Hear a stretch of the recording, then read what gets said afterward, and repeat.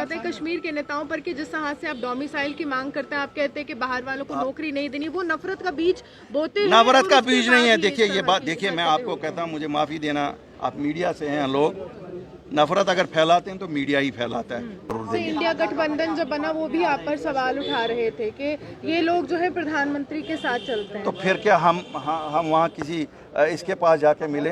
अगर मसला हल करना है तो प्रधानमंत्री के पास ही से हल करना है ना। वो आपको अपोजिशन मान ही नहीं रहे। वो उनके मानने और ना मानने से क्या होता है? क्या आप मैं उनके लिए यहाँ सर्टिफिकेट ले, मैंने तो इलेक्शन कमीशन से कल जीत के सर्टिफिकेट लेनी है, इंडिया अलायंस से नहीं है। वो लोगों की खिदमतगार हैं। हमें ज़रूरत नहीं पड़ती है कि हम मज़हब का इस्तेमाल करें, हमें ज़रूरत नहीं पड़ती है हम कम रीजन का इस्तेमाल करें। आज भी जो सियासी पार्टियां यहाँ हैं, जो 70 साल से हैं यहाँ, बड़ी सियासी जमातें, आज भी वो डरती हैं हिंदुस्तान के नाम पे, मुल्क के नाम पे वोट मांगने को। मैं चैलेंज करता हूँ, कोई भी जमात अपनी पार्टी के बिना दिखाओ जो ये कहती है कि हमारा मुकद्दर हिंदुस्तान के साथ जुड़ा है, और दूसरे नारे में कहती है कि हमें वोट दे दो। यहाँ जो रिवायती बड़ी बड़ी पार्टियां मुल्क की हैं, कांग्रेस है, वो अभी भी गांधी और नेहरू के नाम पे वोट मांगती है। यहाँ भाजपा है, मोदी साहब के नाम पे वोट मांगती है। यहाँ नेशनल कॉन्फ्रेंस है, शेख मोहम्मद अब्दुल्ला साहब के।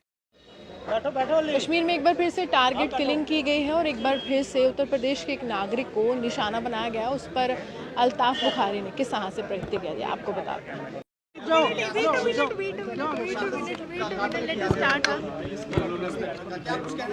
बुखारी साहब, एक बार फिर से ये कहा जा रहा है, कश्मीर पुलिस की तरफ से ट्वीट आया है कि टेररिस्ट ने एक मजदूर को निशाना बनाया जो उत्तर प्रदेश से ताल्लुक रखता है, नॉन लोकल है। पर्टिकुलरली अगर हम कहें तो किस तरह से आप देखते हैं कि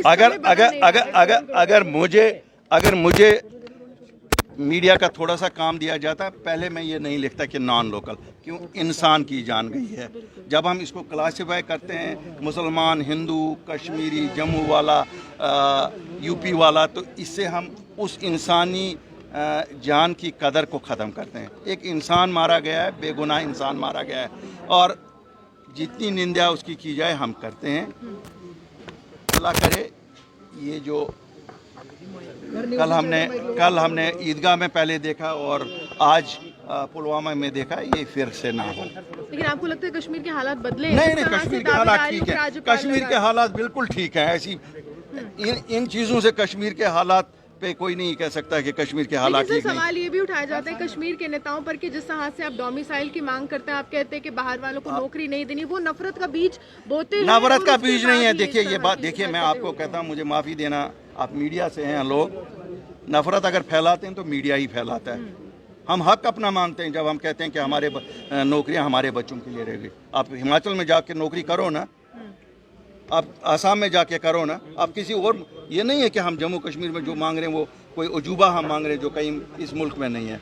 हम इस मुल्क के उतने ही हकदार और दावेदार हैं जितना कोई और है, और ये हर रियासत में अपना अपना लोग अपनों के लिए रिजर्वेशन रखते हैं। हम भी कहते हैं, इससे कोई हम नफरत। बॉर्डर पर हालात बिगड़ रहे हैं, बॉर्डर पर हालात बिगड़ रहे हैं, कैसे देखते हैं? बॉर्डर के हालात बिल्कुल ठीक है, ये तो चलता रहता है। कभी कभी वो लोग ऐसा, उनको भी उनको सुनिए, देखिए उनको भी अपनी दुकानें चलानी है, बड़ी दुकानें चलती हैं यहाँ, सब लोगों की दुकानें चलती रहेंगी, लेकिन इंसानी जानों के साथ कम खेलें।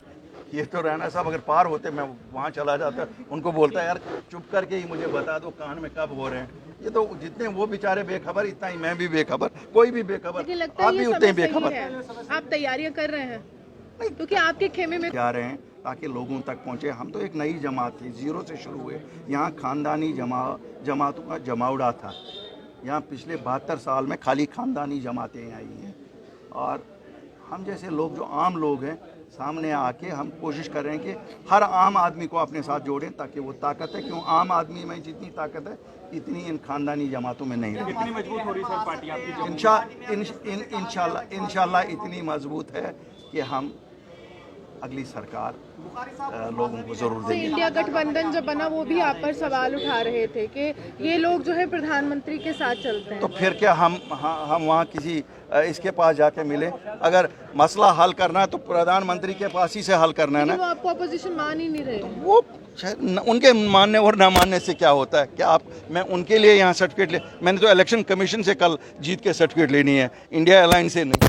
तो कितनी सीटों का अनुमान लगा रहे हैं इस बार? इंशाल्लाह मुख्यमंत्री की दावेदारी तो अपनी